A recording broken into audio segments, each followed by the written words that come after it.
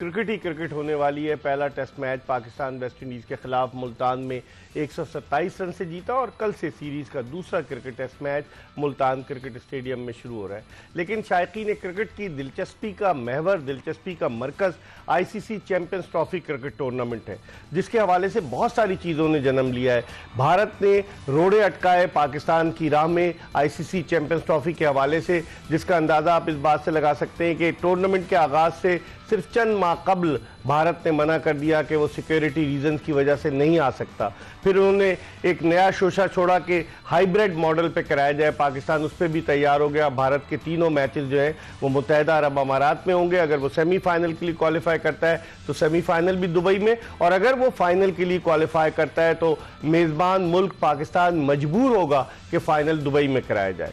फिर अभी यहाँ तक बात नहीं खत्म हुई। उसके बाद भारतीय क्रिकेट बोर्ड ने ये कहा कि जी चैंपियंस ट्रॉफी के लिए जो शर्ट्स बनी हुई हैं, जो उस पर चैंपियंस ट्रॉफी का लोगो आईसीसी का, उसके नीचे जो मेज़बान मुल्क का नाम होता है पाकिस्तान, उन्होंने कहा कि पाकिस्तान का नाम नहीं लिखेंगे, जिस पर आईसीसी ने, शुक्र है कि आईसीसी को कुछ ख्याल आया, उन्हें स्क्रू किया और अब पाकिस्तान का नाम चैंपियंस ट्रॉफी में लिखा जाएगा शर्ट पर। अब एक नई कहानी भारत ने शुरू की है कि जो कप्तानों की प्रेस कॉन्फ्रेंस है और कप्तानों को जो फोटो शूट है, वो कहते हैं कि हम रोहित शर्मा को पाकिस्तान नहीं भेजेंगे, बाकी 7 टीमों के कप्तान पाकिस्तान में होंगे। वो कहते हैं प्रेस कॉन्फ्रेंस रोहित शर्मा की जो है वो वीडियो लिंक पे की जाए। तो बहुत सारी चीज़ें हैं जिन पर हम डिस्कस करेंगे। लेकिन वेस्ट इंडीज़ की सीरीज़ एक ऐसे मरहले पर हो रही है कि अगर देखा जाए तो उसकी कोई अहमियत नहीं है, इसलिए कि आईसीसी टेस्ट चैंपियनशिप 2023 से जो है साइकिल ख़त्म हो चुका है 2025 तक का, और अब नया साइकिल शुरू होगा। तो अब देखते हैं क्या होता है। लेकिन वेस्ट इंडीज़ की सीरीज़ के हवाले से भी हम बात करेंगे, चैंपियंस ट्रॉफी के हवाले से भी बात करेंगे, क्योंकि नेशनल स्टेडियम कराची को कहा जा रहा है कि 25 जनवरी को, यानी कि कल, वो हवाले कर दिया जाएगा पीसीबी के। फिर 2-3 दिन का काम है और फिर उसके बाद नेशनल स्टेडियम में, आपको याद है, 19 फरवरी को पाकिस्तान और न्यूजीलैंड का जो है इफ्तिताई मैच खेला जाएगा। बहुत सारी चीज़ें जिन पर डिस्कस करेंगे। और इस वक्त चूँकि हम इंतज़ार कर रहे हैं पाकिस्तान के former test fast bowler Jalaluddin का, जो अब तक नहीं आए, लेकिन इस वक्त टेलीफोन लाइन पर हमें पाकिस्तान के एक और former test fast bowler Abdul Rauf ने ज्वाइन किया है, जिनसे हम बात करते हैं। अस्सलाम वालेकुम अब्दुल रऊफ।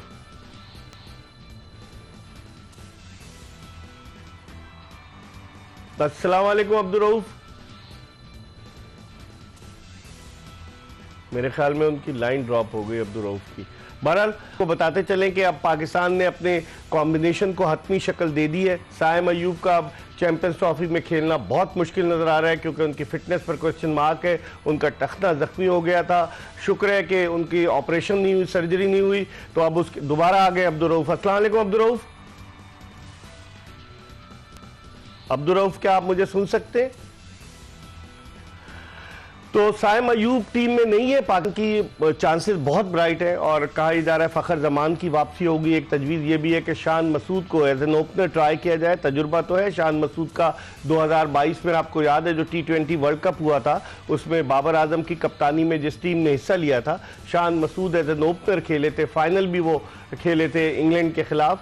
तो अब देखते हैं। और उसके अलावा जो पाकिस्तान का कॉम्बिनेशन बन रहा है, एक लॉबी काम कर रही है कि शादाब खान को किसी तरीके से टीम में लाया जाए। क्या शादाब खान की लास्ट जो गुज़िश्ता परफॉर्मेंसेस थी वो इस काबिल थी कि उनको लाया जाए? ये भी एक $1 मिलियन क्वेश्चन है, क्योंकि आईसीसी चैंपियंस ट्रॉफी का जो प्रोमो आया है उसमें शादाब खान भी मौजूद है।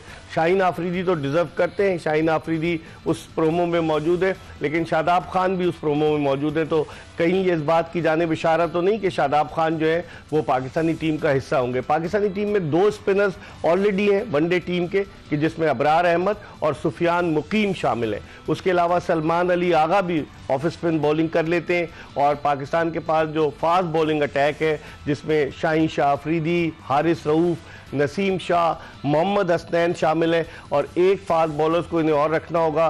क्या अब्बास आफरीदी टीम में आते हैं या कोई और आता है? एक मरतबा फिर अब्दुल रऊफ से लाइन जो है वो मिल गई है। अस्सलाम वालेकुम अब्दुल रऊफ। आपकी आवाज़ बिल्कुल नहीं आ रही अब्दुल रऊफ। हेलो, बहुत कट कट के आ रही है और डिस्टॉर्शन बहुत है अब्दुल रऊफ। हेलो, आपकी आवाज़ नहीं आ रही मुझे अब्दुल रऊफ। मुझे भी ये बहुत कम आ रही है आपकी आवाज़। हाँ, वो हमारे यहाँ जो सिस्टम है ना ज़रा, तो अच्छा अब आपकी कुछ बेहतर हुई आवाज़। कैसे हैं आप? जी बिल्कुल ठीक ठाक।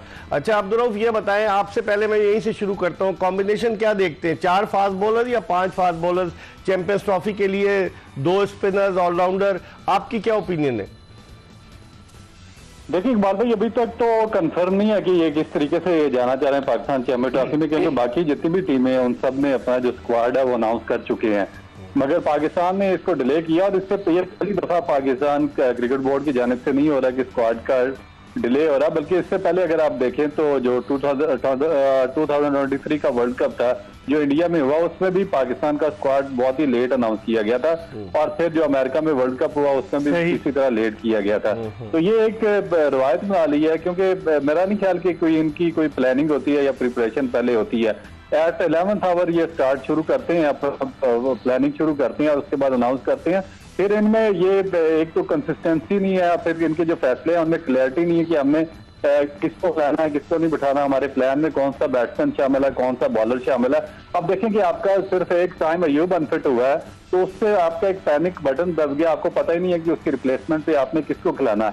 इमाम उल हक 2023 के वर्ल्ड कप के बाद से टीम से बाहर है, फखर जमान को पाकिस्तान क्रिकेट बोर्ड के साथ कुछ उसके प्रॉब्लम चाह रहे हैं, उसकी वजह से उसको बाहर किया हुआ है।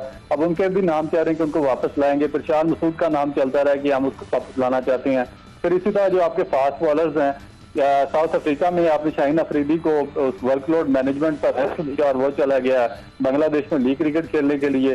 हारिस रऊफ पूरा पिछले 2 साल वो फर्स्ट क्लास क्रिकेट खेला नहीं और एट 11th आवर उसने सुईगा से फर्स्ट क्लास क्रिकेट खेलनी शुरू कर दी है। इसी तरह जो हसनैन है उनकी भी कोई ज्यादा आउटस्टैंडिंग परफॉर्मेंस पास नहीं रही है, तो एक स्ट्रगल है। उसके बाद जो स्पिन बॉलिंग का शोबा है उसमें भी क्लैरिटी नजर नहीं आ रही कि शादाब खान का भी नाम ले रहे हैं। आपने, मैं कता कलामी होती है अब्दुल रऊफ, आपने स्पिन बॉलिंग की बात की, आपने देखा जो आईसीसी चैंपियंस ट्रॉफी का प्रोमो है उसमें शादाब खान भी शामिल है, तो आप समझते हैं ये इस बात की जानिब इशारा है? लॉबीज तो आपको पता है, आप क्रिकेट खेलें, टेस्ट, वनडे, T20 सब खेलें, लॉबीज तो काम करती है ना पसे पर्दा। आपकी क्या राय है, लगता है आपको Shadab Khan will be the member of Pakistan squad for the champions trophy?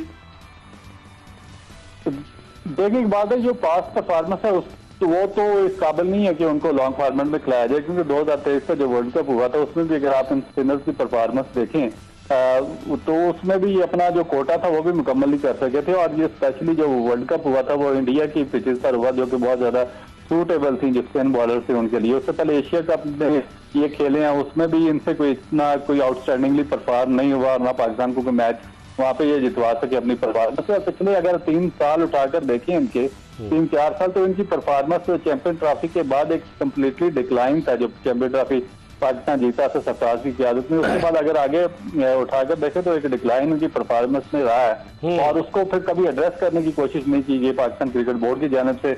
ना उनके एक्शन को बेहतर किया गया, ना उनसे कोई फर्स्ट क्लास क्रिकेट। वो बैट्समैन बन गए बॉलर के बजाय, आपने नोट किया होगा T20 वर्ल्ड कप में उन्हें ऊपर भेजा जा रहा था। जी बिल्कुल, और बैटिंग भी आप देखेंगे एक इजी एक्सेस में उनको बैटिंग दी जाती थी। तो इस्लामाबाद के कैप्टन थे तो वो जब प्रेशर नहीं होता था तो नंबर 3 या नंबर 4 पे बैटिंग करने आते थे।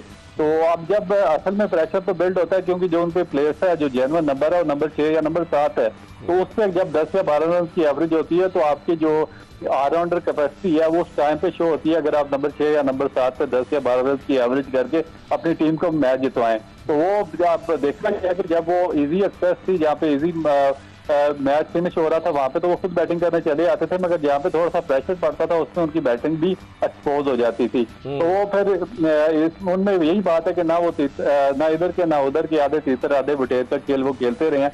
कभी वो एज ए बॉलर टीम में सिलेक्ट हो जाते थे, कभी एज ए बैट्समैन आ जाते थे, कभी एज ए फील्डर आ जाते थे, मगर तीनों जो शोबे थे उनमें वो परफॉर्म करने में नाकाम रहे हैं। उसामा मीर कहाँ चला गया अब्दुल रऊफ? उसामा मीर जो वर्ल्ड कप के लिए पाकिस्तानी टीम में शामिल था 2023 के वर्ल्ड कप में, वो कहाँ चला गया? उसका जो तनाज़ा हुआ सिलेक्टर उस वक्त के सिलेक्टर कम चीफ सिलेक्टर वहाब रियाज के साथ, क्या उसामा मीर अब रैंकिंग में नहीं है पाकिस्तान की? एक बात भाई कोई समझ नहीं आ रही कि एक कोई क्लैरिटी नहीं है पाकिस्तान क्रिकेट बोर्ड की, कोई पॉलिसी भी नहीं है कि प्लेयर्स आते हैं फिर चले जाते हैं, वो 1-2 मैचेस उनके कोई क्लैशेस वगैरह होते हैं सिलेक्टर्स के साथ, मैनेजमेंट के साथ, और फिर उसके बाद उनको साइडलाइन कर दिया जाता है। तो ये चीज होनी ही नहीं चाहिए बेसिकली, क्योंकि अगर आपने किसी को टेस्ट या इंटरनेशनल लेवल पर पाकिस्तान को रिप्रेजेंट करवाना है तो फिर आपके पास एक लॉन्ग टर्म पॉलिसी होनी चाहिए, आपको उस पर कॉन्फिडेंस करना चाहिए और फिर उसको कंसिस्टेंट चांसेस देने चाहिए। अगर आपके ख्याल में वो ये ऐसी प्रोडक्ट है जो पाकिस्तान के लिए खेल सकती है, तो अगर वो इस काबिल ही नहीं है तो इसका मतलब है कि तो फिर आपने उसको रॉन्ग चांस दिए थे, आपने बड़ा गलत उसको सिलेक्ट किया था। आपने एशिया कप भी खिला दिया, उसको वर्ल्ड कप भी खिला दिया और बाकी बड़े इवेंट्स भी खिला दिए, और फिर सडनली फ्रॉम नोवेयर उसको साइडलाइन कर दिया और अब उसका कहीं भी नाम भी नहीं है। और उसके बाद फिर जो इनका प्रॉब्लम आया वहाब रियाज के साथ, वो भी कोई इतना ज्यादा खुशगवार नहीं है पाकिस्तान क्रिकेट के फैसले जब आप एक दो लोगों के हाथ में छोड़ देंगे जो अपनी मनमानी करते रहेंगे और वो चेयरमैन के मंजूर नजर होंगे, तो इससे सारे का सारा आपका ढांचा जो है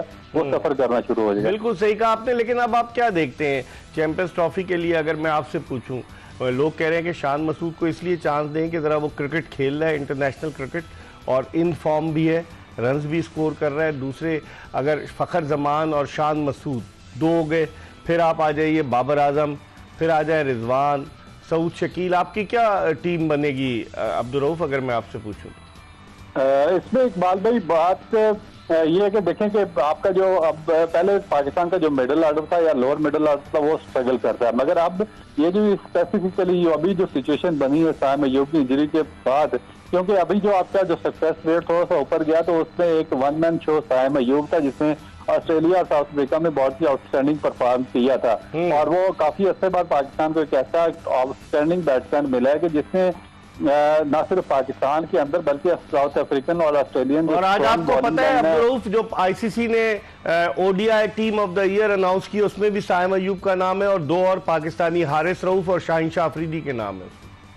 जी बिल्कुल, और ये बहुत ही एक खुशाइन चीज है कि साइम अय्यूब इतने अपने कैरियर के बिल्कुल शुरू में वो जो आईसीसी की जो एक रैंकिंग आई है उसमें उसके शुरू में वो आईसीसी की टीम में सिलेक्ट हुए हैं, और उसके अलावा भी उनकी जो क्रेडिबिलिटी है वो असल में देखने में आई है ऑस्ट्रेलिया और साउथ अफ्रीका की पिचेस पर, जहाँ पर उन्होंने टॉप क्लास परफॉर्म किया, और सईद अनवर के बाद कोई ऐसा पहला दफा बैट्समैन देखने में आया जिसने ऑस्ट्रेलिया और साउथ अफ्रीकन पिचेस पर उसने आउटस्टैंडिंग परफॉर्म किया। तो उसके जाने के बाद एक पैनिक बटन आया कि अभी इनको एक जो ओपनिंग स्लॉट है वो बिल्कुल खाली होकर रहेगी और एक्सपेरिमेंट का सिलसिला अभी ये शुरू करेंगे, क्योंकि जो ये तीन बंदों के नाम ले रहे हैं वो किसी सूरत में डिजर्व नहीं करते पाकिस्तान टीम में सिलेक्शन के लिए। इस पर बात करेंगे। इस वक्त हम एक ब्रेक ले रहे हैं। पाकिस्तान के फास्ट बॉलर अब्दुल रऊफ हमारे साथ मौजूद हैं।